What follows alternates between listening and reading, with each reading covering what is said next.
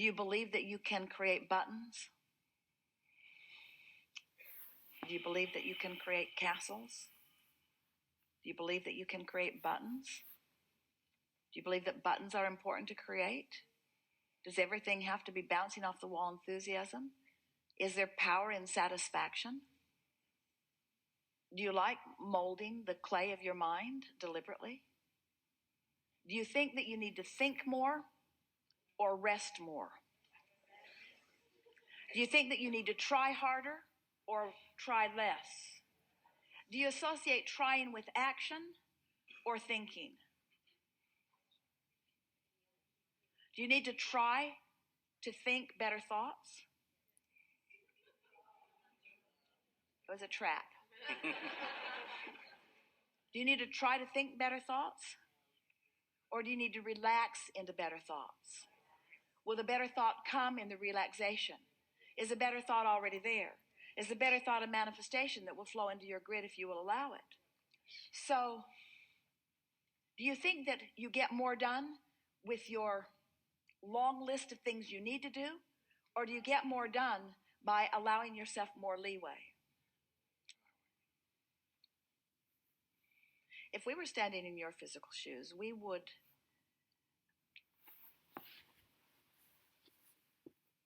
decide to be lazy. We're reaching for the perfect word. We would decide to be lazy for a little while. Because in your giving yourself permission to be lazy, you're giving yourself permission to allow your grid to fill in with everything that you've already chosen and put into your vortex. The word lazy has an unpleasant connotation, doesn't it? Because it's humans measuring themselves against other humans based upon a flawed premise. And the flawed premise is, the more you do, the more you're worth. And that is the most flawed of all flawed premises. I'd like to give you the premise that is at the basis of your universe. The better you feel, the more you allow. You could not be more deserving. You came as deserving beings into this time-space reality with powerful and clear intent. You've been mixing it up with others and defining what's important, not only to you personally, but important to you on behalf of others. You've included in your vortex the well-being of many others. In some cases, mass consciousness. In some cases, a community. In some cases, a family. But you've included in your vortex a desire for the well-being of far more than your personal self. But it is necessary for you to tend to the well-being of your personal self in order to be a productive advocate for the well-being for anyone else. In other words, you cannot give, or you cannot extend, or you cannot punctuate, or you cannot accentuate, you cannot assist anything that you are not already feeling. Which means if you are wanting in an altruistic way to be of advantage to everyone you know, you first have got to find a way to be of advantage to yourself. Which means you want to carve out more time to be nicer to yourself. More private time. More time under the bridge. More time where others are not telling you what to do. More time when you are satisfying your own personal intention for things. If we were standing in your physical shoes and someone were to ask you to do something, we would stop in the middle of the request and we would evaluate it completely. And we would say to them, I sincerely desire to accomplish this request that you are offering. And it is my expectation that I will be able to do that since I am in this relationship with you and you are requesting it of me, employer or mate or parent or child or whoever it is. It is my expectation that I will be able to accomplish this. I just have to insert one thing in the foreground of this request. I will accomplish it for you as long as I can first accomplish ease for myself in the process.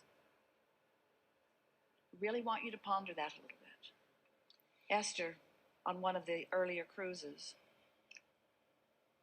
made sure that everyone received an easy button from Staples. Everyone got one. And Esther found a box of them in the attic the other day, and she spread them all around her house because she wants to amplify the ease of things, not the hardness. She wants to no longer justify the well-being that flows to her by pointing out how hard she's working in relationship to others. She wants to emphasize the well-being that's flowing to her by remembering the vibrational alignment that she is achieving. If we were standing in your physical shoes, we would do these things every day and then anything else that you have time for. We would meditate for 15 minutes every day, which means we would quiet our mind with the simple intention of allowing our cork to float. We would go outside no matter what the weather, and we'd move around in it in appreciation of this planet. We would look up and around, and we would find things to acknowledge, and we would talk about them right out loud. Esther walks through her gardens and says to everything, "You are my favorite. You are my favorite. You are my favorite. You are my favorite. You are my favorite stone on the pathway. You are my favorite bird in the tree. You are my favorite flower in bloom. You are my favorite flower not in bloom. You are my favorite tree. You are my favorite bush. You are my favorite frog. You are my favorite frog. You kept me awake all night, but you are still my favorite frog." In other words, so first thing, meditate. Second thing, spend more time outside. Third thing, we would buy a notebook. We would call it My Book of Positive Aspects. And we would fill at least 3, 4, 5 is even better, pages of positive aspects. 5 different subjects, and write the positive aspects of it. Training your vibration into that upward place. And then there is one last thing that if we were standing in your physical shoes, we would do every single day.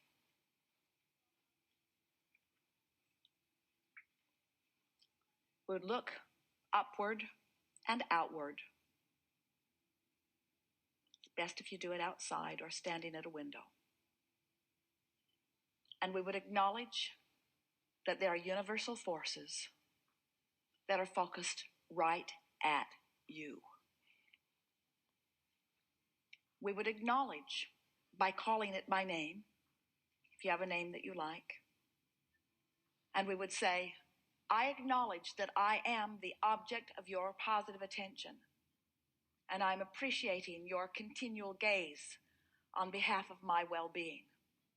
And today, no matter where I am, no matter where I am going, no matter what I am doing, and no matter who I am doing it with, I will be in conscious awareness that you too are there with me, appreciating me, supporting me,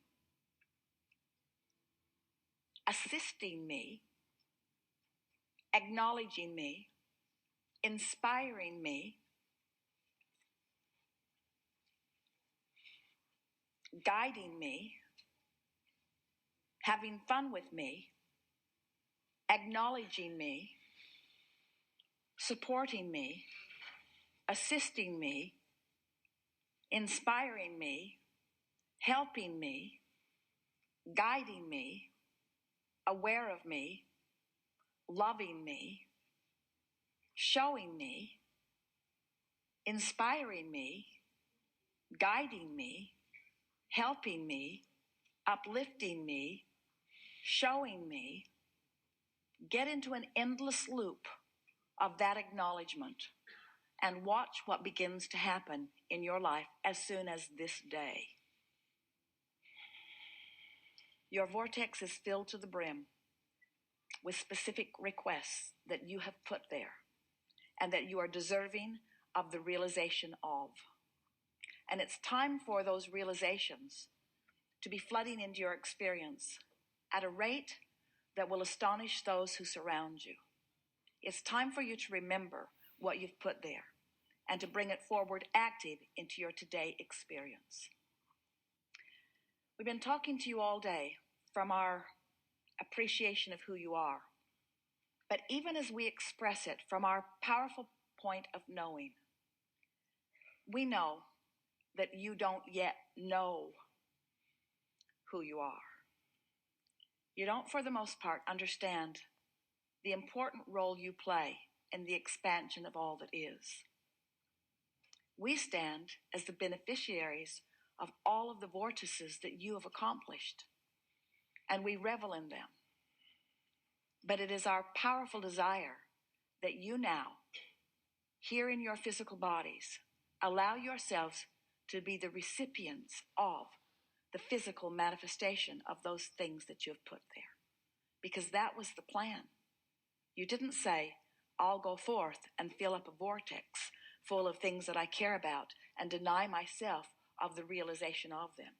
You said, I'll go forth and I'll experience the fullness of that, you see. And so as we visit with you here today, it is our acknowledgement that in these hours that we've been together, because of the willingness of you to listen and play with us, and because of the willingness of those to ask the questions in the way that you have, it's our knowing that your vibration is shifted to a new place. And it is our expectation that your expectation has also shifted to a new place. Your life is forever changed, and we don't say that to everyone. We don't say it every seminar. We don't say it every time, but it is true today. Watch for the evidence of it. There is great love here for you.